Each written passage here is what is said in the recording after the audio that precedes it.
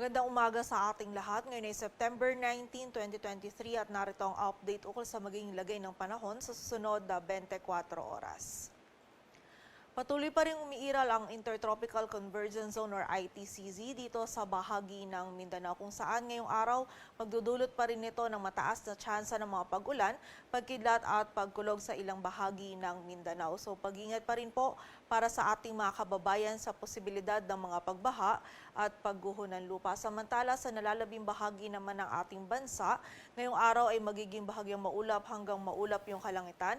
Meron pa rin tayong posibilidad ng mga isolated ng mga pag-ulan, dulot ng ITCZ at ng mga localized thunderstorms. At sa kasalukuyan ay wala tayong minomonitor or namamataan pa na sama ng panahon na maaaring makaapekto dito sa ating bansa.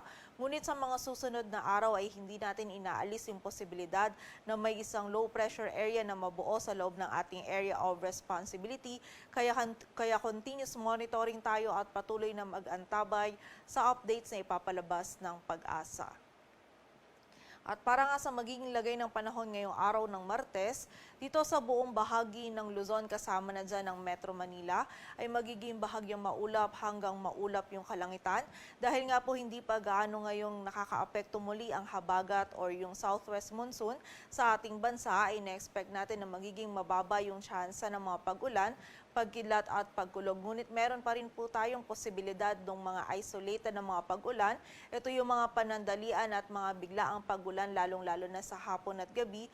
Dulot naman yan ng mga localized thunderstorms. And ang ating mga regional offices ay nagpapalabas din po ng mga thunderstorm advisories or mga babala ukol sa mga pag-ulan nito. Kaya kapag po tayo ay lalabas, huwag pa rin natin kalilibutan yung mga pananggalang natin dito sa mga pag-ulan na ito.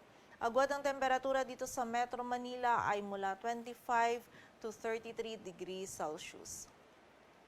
Samantala sa bahagi naman ng Visayas at Mindanao, ang bahagi ng Zamboanga Peninsula maging ang Basilan, Sulu at Tawi-Tawi ngayong araw ay makakaranas pa rin ng mataas na tsansa ng mga pag-ulan, pagkidlat at pagkulog dulot yan ng ITCZ. Samantala, ang buong bahagi naman ng Visayas maging ang nalalabing bahagi pa ng Mindanao, ngayong araw ay meron lamang tayong mga tsansa pa din ng mga isolated na mga pag-ulan, dulot ng ITCZ at ng mga localized thunderstorms. And during severe thunderstorms, ito pong mga pag-ulan nito, posible pa rin maging malalakas ng mga pag-ulan na maaari magdulot ng mga pagbaha at pagguho ng lupa. So pag-iingat pa rin po para sa ating mga kababayan.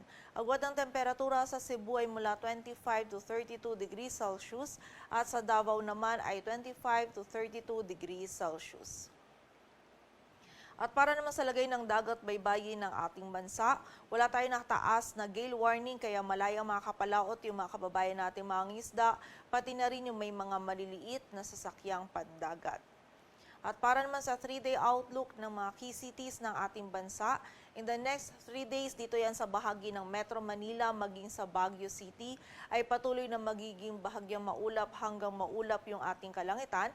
Meron pa rin tayong posibilidad ng mga isolated na mga pag-ulan, dulot yan ng mga localized thunderstorms. Kaya muli po, kapag tayo ay lalabas, ay wag pa rin po natin kalilimutan yung mga pananggalang natin dito sa mga biglaang pag-ulan na ito. Agwat ang temperatura sa Metro Manila ay mula 25 to 33 degrees Celsius at sa Baguio City naman ay 18 to 24 degrees Celsius. Samantala sa bahagi naman ng Legazpi City at Metro Cebu, bukas ng Miyerkules maging sa Huwebes ay patuloy pa rin tayo makakaranas ng mga isolated na mga pag-ulan lamang.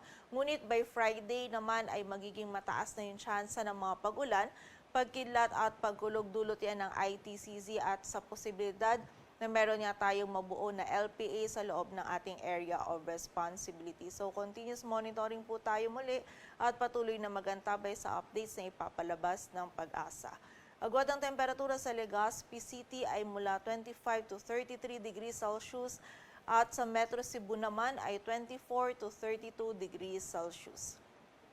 Samantala sa bahagi naman ng Metro Davao, in the next 3 days ay patuloy po tayong makakaranas ng bahagyang maulap hanggang maulap na kalangitan. Meron pa rin tayong posibilidad ng mga isolated or yung mga panandalian at mga biglaang pag-ulan, pagkidlat at pagkulog dulot yan ng ITCZ at ng mga localized thunderstorms. And muli po, during severe thunderstorms, itong mga pag-ulan nito, posible pa rin maging malalakas na pag-ulan na maaaring magdulot ng mga pagbaha at pagguho ng lupa. So pag-ingat pa rin po para sa ating mga kababayan.